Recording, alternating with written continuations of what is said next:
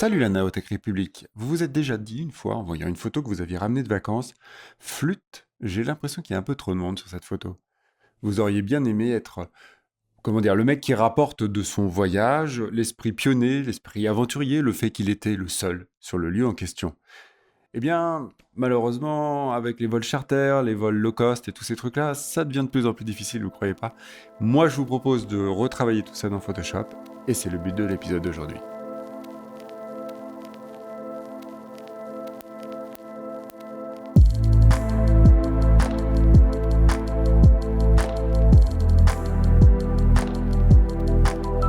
Oui, je sais ce que vous allez me dire. Tristan, tu vas nous faire un tutoriel sur comment on utilise le tampon, comment on utilise le remplissage par contenu pris en compte, ou comment on utilise le pansement. Eh bien non, pas du tout. J'ai découvert récemment, et pourtant je connais le Photoshop depuis pas mal d'années, eh bien j'ai découvert récemment une nouvelle technique. Et c'est cette technique que j'ai envie de vous faire découvrir. On plonge dans le logiciel dès à présent. J'ai choisi une image un petit peu particulière. J'avais pas envie de me coller en fait dans un endroit touristique avec des touristes, hein, même si à Paris il y en a quelques-uns. J'ai donc choisi en fait cette vue du pont de Neuilly, vue qui a pour moi deux intérêts. D'abord la première raison, c'est que en fait cette ambiance urbaine va me permettre de faire un peu cette image dans l'esprit un peu de la série The Walking Dead, avec peut-être un personnage qui sera posé à la fin au fond sur la route quand il n'y aura plus aucune voiture dessus. Et puis l'autre raison, c'est que la route nationale 13, en fait, que l'on voit actuellement, est un des, on va dire, des axes les plus fréquentés d'Île-de-France, voire peut-être même de France. Je crois que j'avais lu qu'il y avait à peu près 160 000 voitures à 200 000 voitures par semaine. C'est vous dire que pour l'intérêt en fait de la démonstration, eh bien, on peut voir que le logiciel qui va essayer de travailler sur l'effacement de toutes ces voitures, eh bien, il va avoir pas mal de boulot. Je me suis dit, je vais donc lui fournir un sacré challenge en choisissant cette image-là.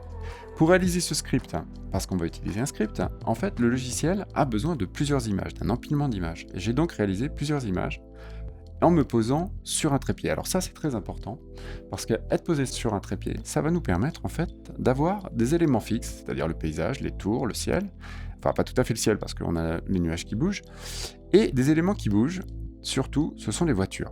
Et le logiciel, en fait, va aller chercher, dans chaque image, les éléments qui reviennent le plus fréquemment. Ainsi, par exemple, là, on va prendre l'exemple avec la moto qui est en bas à droite. Eh bien, cette moto, le pixel qui correspond à là où je place mon curseur en ce moment, eh bien, ce pixel en ce moment est noir. À l'image suivante, comme on peut le voir, il va être gris et va représenter la route. À l'image suivante, on va encore avoir du gris. À l'image d'après, on aura peut-être une voiture blanche. Le logiciel, lui, il va faire son calcul, c'est comme ça qu'il va fonctionner. Il va se dire quelle est la fois où je retrouve le plus souvent le même pixel identique. Il refait son calcul et se dit, bon bah voilà, c'est ce pixel-là qui correspond le plus souvent à, on va dire, une fréquence élevée, et donc je vais choisir ce pixel pour l'image finale. D'ailleurs, puisqu'on en est à parler de préparation, il est très important, si vous voulez réaliser cette technique, non seulement d'avoir un trépied, mais surtout de bien régler votre appareil. Alors, on a besoin d'une exposition qui soit fixe, de manière à ce qu'il n'y ait pas de variation en fait, de densité d'éclairement entre chaque image, de manière à aider un petit peu le logiciel quand il va faire son calcul. Et puis, très important aussi, ne pas être sur le réglage automatique de la balance des couleurs, parce que qu'est-ce qui va se passer si vous êtes sur ce réglage? Eh bien, l'appareil, à chaque photo, va refaire son petit calcul, va faire une image un peu plus bleue, une image un peu plus neutre, une image un peu plus jaune, et ça va entraîner des difficultés pour le logiciel à savoir quel est le bon pixel à choisir, puisque finalement, même si par exemple vous avez deux images avec le même pixel de route ou le même pixel sans touriste, eh bien le logiciel va se dire oui mais ce pixel là est plus jaune, celui-là est plus bleu, ce n'est pas le même pixel et donc il ne va pas pouvoir vous donner un bon résultat. Enfin, le dernier élément très important à prendre en considération quand on réalise ces techniques, c'est de considérer qu'il y a des éléments dans votre image qui vont bouger et que vous ne voudriez pas voir effacés. Je vais prendre un exemple. Ici, dans cette image, si mes voitures bougent en bas, mes nuages aussi en haut bougent. Et ces nuages, je ne veux pas les voir évoluer, je ne veux pas les voir effacés par le logiciel. J'ai donc pris la peine intentionnellement de prendre une première photo en exposant correctement pour le ciel et en le rendant très présent, puisque vous n'oubliez pas que à la fin on voudra quelque chose d'un peu post-apocalyptique, et donc quoi de plus beau et de plus efficace qu'un ciel bien présent et bien chargé pour réaliser ce genre d'ambiance. Donc j'ai préparé une première image que j'aurai exposée correctement pour le ciel. Alors, on passe maintenant, et cette fois-ci c'est vrai, dans Photoshop. Comment on va procéder pour notre petit script? Eh bien, on va aller dans Fichier et on va pas faire ouvrir comme on le ferait d'habitude. On va descendre un peu plus bas Et on va aller dans la partie script qui nous propose un sous-menu. Et dans ce sous-menu, il y a un autre sous-menu qui nous emmène sur statistiques. Statistique va nous ouvrir une fenêtre. Et dans cette fenêtre, eh bien, nous avons plusieurs options.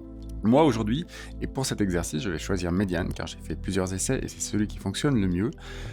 Pour ce genre d'exercice, vous pouvez essayer aussi la moyenne arithmétique, qui est une fonction à peu près similaire, mais avec des paramètres sûrement, ou en tout cas un algorithme un petit peu différent. Les autres algorithmes, eh bien, je ne les ai pas essayés. Ensuite, on va aller choisir nos fichiers. Donc, on va aller sur parcourir.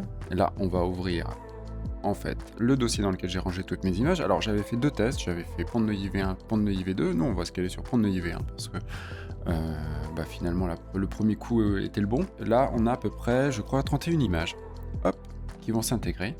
Et là il ne nous reste plus qu'à cliquer sur OK. Voilà, je clique sur OK. Et là, le logiciel, comme à sa grande habitude, va se mettre à travailler. Vous allez sentir les ventilateurs de mon MacBook Pro se mettre en route parce que, le logiciel va faire le petit travail dont je vous ai parlé tout à l'heure, c'est-à-dire d'analyser chaque image et de déterminer quel est le pixel qui revient le plus souvent dans chaque partie de l'image. Alors, ces images-là sont en RAW. Ils sont issus de mon Canon EOS 5D Mark III, donc vous pouvez imaginer qu'il y a pas mal de boulot à faire. On va laisser travailler l'ordinateur et on se retrouve tout de suite après. Donc on voit le script est en train de se terminer. Petit calcul, ça m'a pris à peu près pour mes 30 images, 3 minutes 58, presque 4 minutes. Voilà, le script a fini son petit travail, nous allons vérifier ce qu'il a réalisé pour nous. Alors, comme on peut le voir dans le bas de l'image, c'est plutôt nickel, c'est plutôt sympa, et c'est plutôt magique. Comme prévu, dans le ciel, on a affaire à plutôt une crème chantilly, puisque les cumulonimbus ont été effacés les uns après les autres, ainsi que dans la tour, on a une espèce de délavage un peu à la lessive Ariel. Donc tout ça va être retravaillé, ne nous inquiétons pas. Et là, par contre, on a des artefacts qui sont dus, j'imagine, enfin plutôt, je l'explique ainsi, qui sont dus en fait à la perspective de l'image. C'est-à-dire qu'en bout de route, là où les lignes de perspective se rejoignent, il n'y avait pas un seul moment dans aucune de mes images où finalement je n'avais pas une ou deux ou 20 000 voitures, puisque fondamentalement le flow était incessant et donc il n'y avait pas eu un seul moment où en fait l'entrée du tunnel était sans voiture du tout. Donc, il va falloir retravailler ça au pinceau, ou plutôt au tampon, et c'est ce que nous allons faire dès à présent. Ce qu'il faudra bien prendre en considération, c'est que si l'on veut travailler sur cette image, et là, vous le voyez, j'ai droit à un petit panneau d'interdiction, je ne peux pas utiliser, en fait, mes outils classiques sur cette image, car il s'agit, en fait, d'un smart object, d'un objet dynamique, comme on dit en français, et qu'il va falloir pixeliser. Pour pixeliser cette image, puisqu'il s'agit, en fait, d'un dossier dans lequel sont incorporées toutes les images en empilement, je vais cliquer droit et demander à pixeliser le calque. Une fois que c'est fait, là je peux à présent plutôt, travailler mon image au pinceau comme je le ferais classiquement. Voilà, je ne vais pas vous imposer toute la retouche parce que cela ce serait un petit peu pénible. Je vais travailler ça tranquillement. Dans le fond ici, là où j'ai les voitures, je vais vous expliquer un peu ce que je vais faire. C'est que je vais réduire la taille de mon tampon et puis je vais venir rabaisser le noir de manière à recréer une sorte d'ambiance de route. Vous voyez, ça marche déjà plutôt pas mal. Alors par contre, là où je vais avoir des problèmes, je vais vite fait vous montrer de quoi je parle. Là où je vais avoir des problèmes, c'est quand je vais vouloir reproduire en fait les traits qui sont ici, les petits tampons. Pour faire ça, en fait, il y a un truc génial dans Photoshop, c'est-à-dire que vous pouvez guider votre tampon et lui indiquer comment vous voulez progresser. Une fois que je suis là, je vais en fait dans Filtre et je vais choisir Point de fuite. Voilà, Point de fuite m'ouvre une nouvelle fenêtre qu'il va falloir agrandir à nouveau pour retrouver notre agrandissement de départ. Yo! Voilà, les points de fuite nous invitent à dessiner une sorte de map de perspective qui va reprendre un peu le dessin de la route. Vous voyez, l'idée c'est de retrouver un peu la perspective de la route. Le logiciel est un peu capricieux, mais là on est pas mal.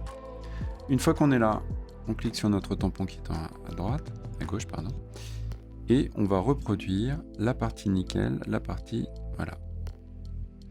Et il va suivre en fait, comme vous le voyez, la perspective de la route. Je vais pouvoir ainsi retravailler ça tranquillement en suivant la map de perspective que j'ai dessinée préalablement. Voilà. Allez, vous avez compris le principe, moi je vais faire annuler et je vous emmène tout de suite dans l'image que j'ai retouchée. Voilà donc mon image retouchée. Alors comme vous le saviez, le ciel était complètement délevé, donc j'ai prévu d'utiliser une image avec le ciel bien présent et je pose un calque au-dessus. Et je vais réincorporer en fait les éléments du calque par-dessus en peignant en blanc le masque de fusion. Je vais vous accélérer tout ça. Petite correction de chromie, de contraste entre la route en bas et le ciel aussi au-dessus, de manière à ce que tout cela soit harmonieux. Notamment au niveau de la couleur, je vais essayer de retrouver l'ambiance de l'affiche de la première saison de The Walking Dead. Comme en fait la délimitation que j'avais faite au pinceau ne me plaisait pas beaucoup, eh bien je vais procéder en fait à un dégradé du noir vers le blanc dans le masque de fusion de manière à mieux fondre la fusion entre les éléments du dessus qui sont donc les nuages et les éléments en dessous avec la route sans rien ni personne. Voilà, premier calque avec les nuages, correction de couleur, recorrection de couleur. Maintenant, il me reste à incorporer un personnage sur la route, de manière à ce que ce soit drôle. Alors, je me suis dit, pourquoi pas prendre un vélo. Je trouve que le vélo est une des meilleures inventions que l'homme ait jamais réalisées. Et dans un monde post-apocalyptique, je pense qu'il ne restera plus que les vélos. Et pour savoir comment je dois prendre en photo mon vélo, eh bien, je trace une petite flèche qui va me permettre de me donner un peu l'indication de l'angle dans lequel je dois prendre en photo mon vélo. Et bien maintenant, il ne me reste plus qu'à prendre mes clics et mes claques, et mon appareil photo bien évidemment, pour photographier mon vélo. Voilà, j'ai réussi à trouver un petit vélo qui correspondait bien. Je l'ai posé là, sur un calque, comme vous le voyez. Eh bien, on va procéder à un petit détourage rapide. Travail, on va dire plutôt pas mal, mais quand même pas tout à fait parfait, comme vous pouvez le voir en bas. Je vais améliorer ce travail avec l'outil tout nouveau qui vient d'arriver dans les dernières versions de Photoshop et qui s'appelle Sélectionner un objet. Je clique donc sur Sélectionner un objet. Et là, merveille de l'informatique, la sélection est beaucoup plus parfaite que précédemment. Il ne me reste plus qu'à améliorer encore une fois tout ce contour à l'aide d'un pinceau en blanc sur le masque de fusion noir. Voilà, j'ai terminé mon détourage rapide et je vais maintenant ajouter un petit effet de flou de mouvement. Un flou de mouvement qui s'appelle flou directionnel en fait dans Photoshop. J'ai donc dupliqué mon vélo. Il y a donc le vélo net qui est en dessous et le vélo flou qui va être au-dessus. Et donc j'applique un petit flou directionnel sur l'image du dessus et je vais, à l'aide du masque de fusion et du pinceau, refaire apparaître en fait le vélo net en dessous de manière à ce qu'il n'y ait que ses contours qui soient bien nets. Il me reste enfin à faire une petite ombre puisque notre personnage est quand même posé sur le sol, mais ça serait quand même en tout cas irréaliste qu'il n'ait pas une ombre. Donc pour faire ça, comme vous l'avez vu, j'ai dupliqué le calque du vélo, j'ai rempli ce calque qui correspond à la forme du vélo avec du noir, et puis j'ai flouté ce noir à l'aide d'un filtre de flou gaussien. Voilà, je choisis un peu un flou gaussien assez large, puisqu'en fait j'ai regardé sur les côtés comment étaient à peu près les ombres dans l'image. Elles ne sont pas très définies car c'était un ciel nuageux, donc qui dit ciel nuageux dit ombre pas tout à fait nette, pas tout à fait définie. Voilà, il ne me reste plus qu'à replacer mon ombre à peu près correctement par rapport à la perspective de l'image, de la direction du soleil, etc., etc. Et puis à atténuer tout ça de manière à ce que cela s'incruste de manière réaliste. Voilà l'ombre, le vélo, l'ombre. On passe à l'étape suivante. Alors l'étape suivante, je me suis dit, tiens, le bleu de ce sac me fait penser à... Vous voyez de quoi je parle? Ça vous dit quelque chose ce petit vert? Eh bien je vais transformer ce bleu du sac dans ce petit vert. Et ce petit vert c'est quoi? Eh bien oui, c'est le logo Naotech, c'est le vert du logo Naotech. Car ce que j'ai envie de faire, eh bien c'est d'apposer le logo de Naotech TV sur le sac de mon cycliste. Enfin, il ne me reste plus qu'à recadrer mon image dans le format d'une affiche de cinéma. Et surtout, on n'oublie pas de cocher contenu pris en compte, de manière à ce que le logiciel nous recrée, notamment dans le ciel en haut, des éléments de nuages qui n'existaient pas, puisque j'avais dépassé un tout petit peu avec mon outil de recadrage.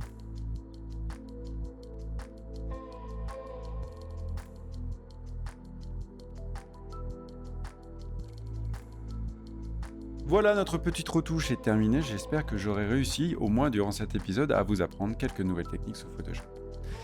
Moi, je vais aller commencer à m'équiper car vous l'avez vu dans la rue maintenant, à côté de chez moi, c'est plutôt dangereux. Il y a des monstres qui rôdent. Je vais aller donc chercher mon fusil à pompe et mon équipement de footballeur américain pour aller faire mes courses au Franprix d'à côté. Pendant que j'y vais, eh bien, je vous laisse vous mettre un petit pouce bleu sur cette vidéo si elle vous a plu et à aller sur la page Tipeee de la chaîne.